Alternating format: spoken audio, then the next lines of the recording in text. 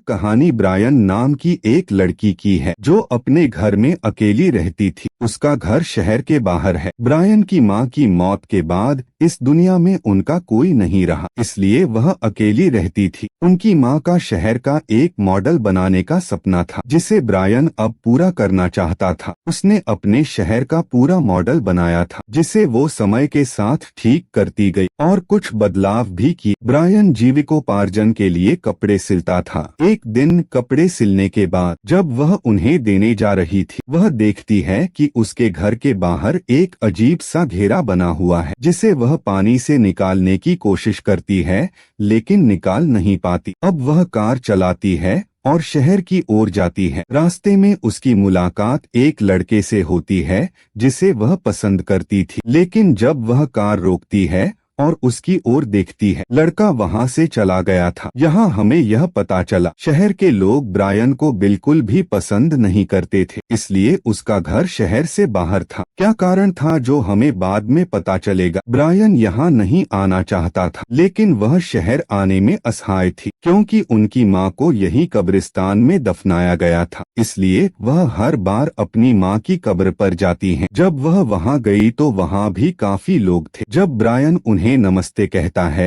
तो कोई उसे उत्तर नहीं देता। हर कोई उसे नजरअंदाज कर रहा था, यानी उस पर कोई ध्यान नहीं देता। अब रास्ते में उसे अपनी बचपन की सहेली मॉड के माता पिता आती है जिन्हें वह देखने के बाद छिप जाती है। यहाँ यह स्पष्ट था कि उसके लिए शहर में आना मना था। ब्रायन खुद अकेले नहीं रहना चाहती थी, दरअसल ये उसकी मजबूरी थी। अब वह घर आती है और अपने बचपन के दोस्त मॉड को एक पत्र लिखती है। तभी उसके घर एक डाकिया आता है जो एक डिब्बा देने आया था जिसमें एक छोटा सा स्कूल था कि उसने अपने शहर के मॉडल के लिए ऑर्डर किया था। वह स्कूल को अपने मॉडल में रखकर बहुत खुश हैं। इसी प्रकार हंसते खेलते वह अपना पत्र भी पूरा करती है जिसे वह मॉड को लिख रही थी, जिसमें वह लिखती है, मॉड, मैं जानता हूँ कि मैं खुद को कभी माफ नहीं कर पाऊंगा और मुझे हर समय तुम्हारी याद आती है। उसके घर में मॉड की तस्वीरें भी थीं जो उसके बचपन के ही थे। यह मॉड कहीं गया था? मॉड का रहस्य क्या था? अब ये सब हम बाद में जानेंगे। एक रात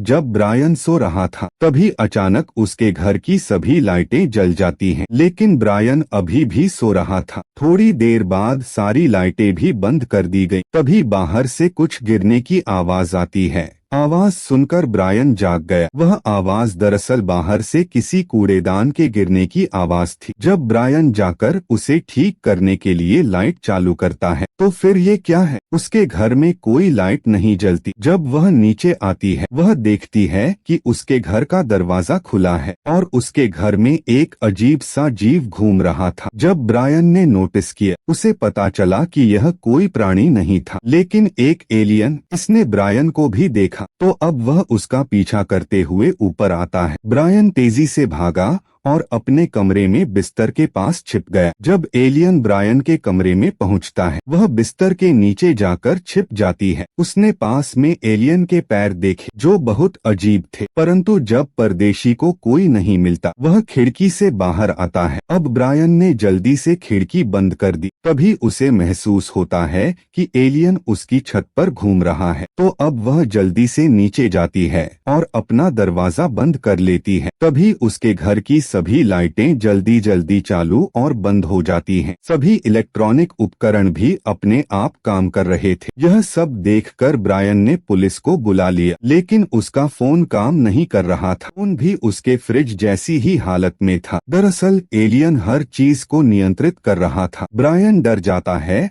और कोने में बैठ जाता है। तभी एलियन उसके पास आ जाता है। यहाँ ब्रायन ने एलियन का चेहरा ध्यान से देखा। यह देखकर वह डर जाती है और वह एलियन को धक्का देकर अपने कमरे में भाग जाती है। तभी अचानक घर के दरवाजे में धमाका होता है जिसने ब्रायन को पकड़ लिया। ये सब भी एलियन ने ही किया था। वह अपने घर की हर चीज को बिना छुए नियंत्रित कर रहा था। अब जब ब्रायन शहर के मॉडल की ओर जा रहा था फिर एलियन भी उस टेबल को गिरा देता है। तभी ब्रायन के हाथ में टेबल की टूटी हुई लकड़ी आ जाती है। यहाँ जब एलियन ब्रायन को पकड़ने की कोशिश कर रहा था फिर ब्रायन लकड़ी के उस उस टुकड़े को एलियन के सिर में मारता है, जिससे एलियन की वहीं मौत हो गई। ये देखकर ब्रायन काफी डर जाता है और पूरी रात एलियन की लाश के सामने बैठकर गुजारता है। सुबह में ब्रायन एलियन की लाश को ढक देता है और वह पुलिस को भी बुलाती है, लेकिन उसका फोन खत्म हो गया था। फोन के साथ साथ सभी इलेक्ट्रॉनिक उपकरण, घर में भी क्षति हुई। इसका मतलब यह है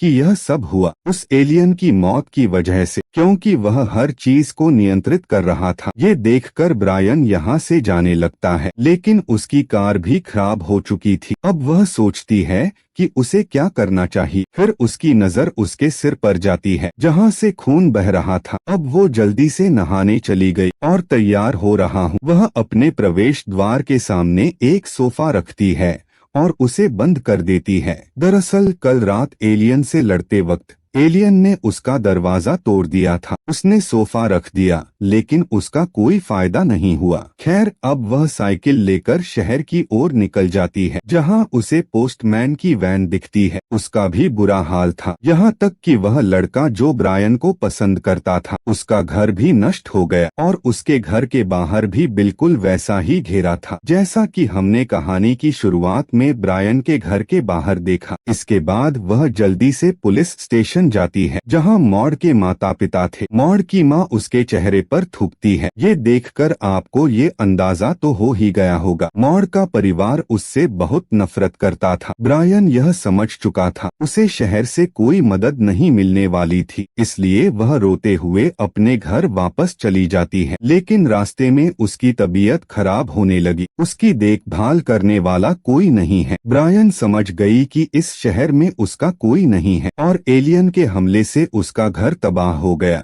तभी जब वह बस को अपने सामने से गुजरती हुई देखती है, उसने यहाँ से जाने का फैसला कर लिया था। वह यह शहर छोड़कर हमेशा के लिए चली जाएगी। तभी हम देख सकते हैं कि शहर के सभी घरों के सामने वही गोल घेरा था। वह हमने कहानी की शुरुआत में ब्रायन के घर के बाहर देखा। इसका मतलब है कि एलियन यहाँ भी हमला करने वाला था। वह घेरा एलियंस द्वारा बनाया गया था। तभी डाकिया बस में बैठे ब्रायन पर हमला कर देता है। दरअसल वह एलियन के वश में था। उसके गले में कुछ था जिससे एलियन ने इंसानों पर कब्जा कर लिया था। एलियन नहीं चाहता था कि कोई इस शहर को छोड़कर जाए, इसीलिए डाकिया भी ब्रायन को रोक रहा था। उस बस में और भी कई लोग थे जो एलियंस के नियंत्रण में थे। अब ब्रायन उनसे दूर भाग जाता है और एक चर्च में आ जाता है, लेकिन वहाँ का दरवाजा बंद था। उसे पास में एक कब्रिस्तान दिखाई देता है। अब वह इसके अंदर एक कब्र के पास जाती है जो मॉड का था, यानी उसके बचपन का दोस्त मर गया था, जिसकी मौत ब्रायन की गलती की वजह से हुई और इसीलिए कस्बे में हर कोई उससे नफरत करता था, विशेषकर मॉड के माता पिता। कहानी का एक पहलू स्पष्ट था, मॉड मर चुका था और इसकी वजह खुद ब्रायन थी, इसलिए वह अपनी सहेली को माफ करने के लिए लिखती रही। वह बहुत शर्मिंदा है। जब ब्रायन की नजर आसमान की ओर जाती है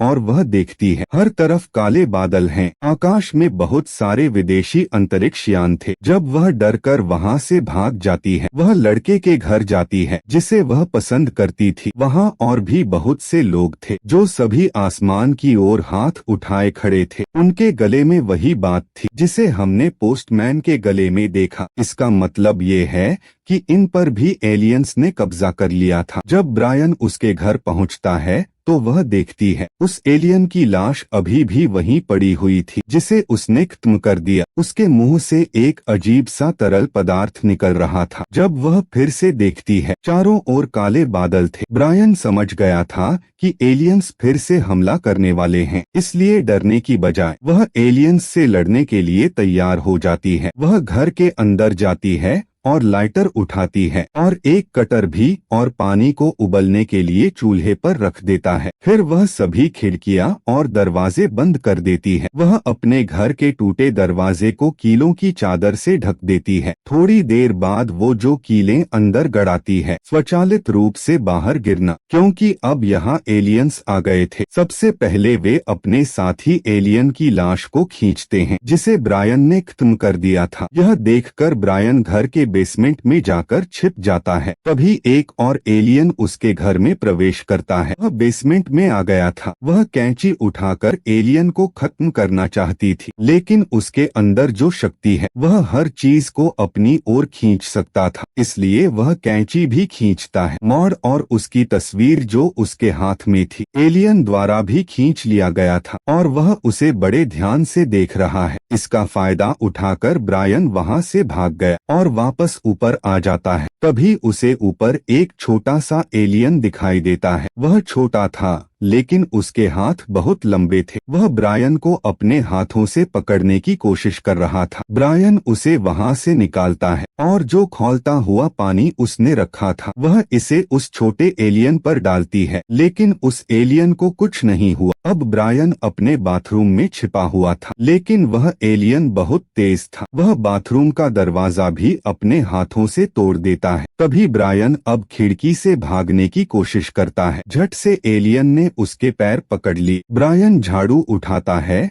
और उस एलियन की पिटाई करता है। मारपीट के दौरान झाड़ू की छड़ी भी टूट जाती है। अब ब्रायन उस टूटी हुई छड़ी को उस एलियन के कंधे पर मारता है। उसने उसे अलमारी से लटका दिया था, फिर वह अलमारी के दरवाजे से उसके सिर पर मारती है। इतनी कोशिशों के बाद आखिरकार उसने उस एलियन का अंत कर ही दिया। जब ब्रायन बाहर आता है तो एक और एलियन उसका इंतजार कर रहा था, जिसके हाथ और पैर भी काफी लंबे थे। इधर ब्रायन को कुछ समझ नहीं आता। तभी पीछे से डाकिया आता है और उसे अपने साथ ले जाता है, जो अभी भी एलियंस के नियंत्रण में था। बाहर का एलियन अपने साथियों को इशारे से यहाँ बुलाता है। वहाँ एलियन का अंतरिक्ष यान आ चुका था, जो अब ब्रायन को अपने साथ ले जाना चाहते थे, क्योंकि वह उनके साथियों को खत्म कर रही थी। तभी अंतरिक्ष यान से सफेद रोशनी नीचे आती है, तो उस प्रकाश की ओर ब्रायन डाकिया को धक्का देता है, लेकिन थोड़ी देर बाद वह वापस जमीन पर आ जाता है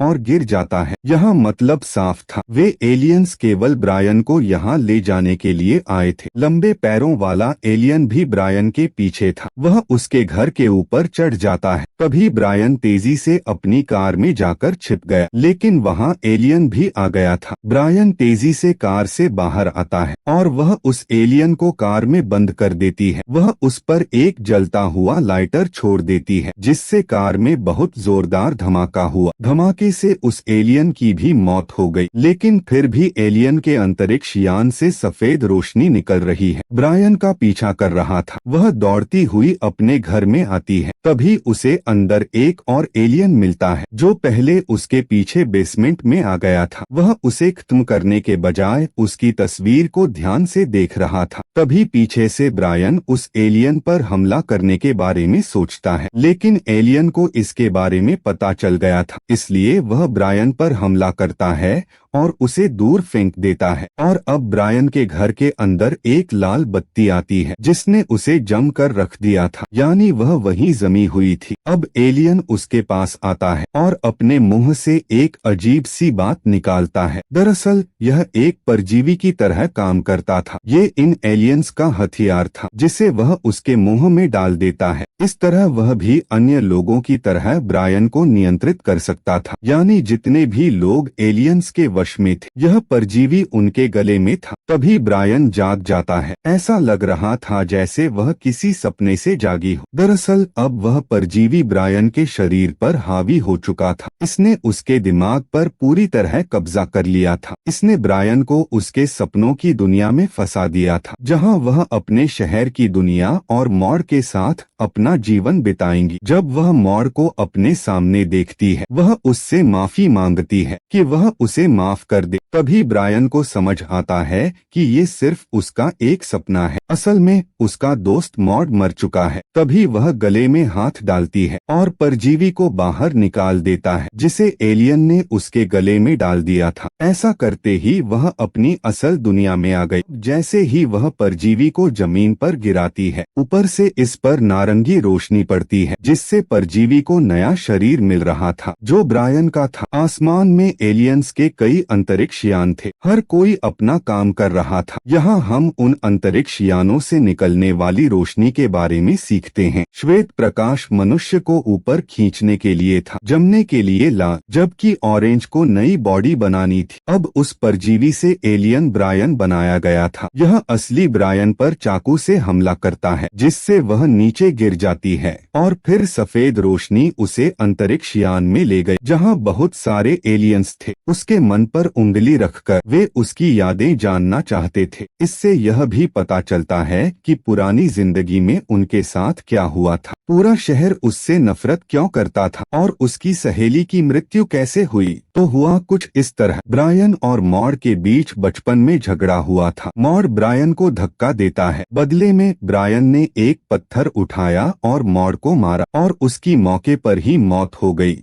बिग ब्रायन अपने ख्यालों में छोटी ब्रायन को पत्र लिखने से मना कर देती थी, ताकि वह अपनी जिंदगी में आगे बढ़ सके। उसे पुरानी यादें याद नहीं हैं। सब कुछ जानने के बाद एलियंस निर्णय लेते हैं कि वे ब्रायन को उसकी दुनिया में वापस भेज देंगे, इसलिए वे उसे दोबारा नीचे फेंक देते हैं। वापस आकर उसे अच्छा लग रहा था। वह अपनी दुखद यादें भूल गई और एलियंस से लड़ाई की। हम देखते हैं कि ब्रायन अपना जीवन खुशी से जी रही है। अब पूरा शहर उससे अच्छे से बात करता है। जिस लड़के को वह पसंद करती थी वह भी अब उसके साथ ठीक था। वह एक पार्टी में डांस कर रही है। उसके साथ एक लड़का भी था। ब्रायन का जीवन बिल्कुल वैसा ही था जैसा वह चाहती थी। विदेशी अंतरिक्ष यान अभी भी आकाश में उड़ रहे थे। संभव है कि पूरे शहर पर अब भी एलियंस का नियंत्रण हो और ब्रायन की यादें जानने के बाद उन्होंने उसके अनुसार सब कुछ ठीक कर दिया, क्योंकि ब्रायन ही एकमात्र ऐसा व्यक्ति था जिसने उन एलियंस से लड़ाई की थी। तो यहाँ फिल्म के नाम के मुताबिक कहानी भी साफ है। तुम्हें कोई नहीं बचाएगा, आपको अपनी मदद खुद करनी होगी। ब्रायन को किसी ने नहीं बचाया था। कस्बे में किसी ने उसकी मदद नहीं की। वह मुसीबतों से खुद लड़ी और इसी के साथ इस फिल्म की कहानी भी यहीं खत्म हो जाती है।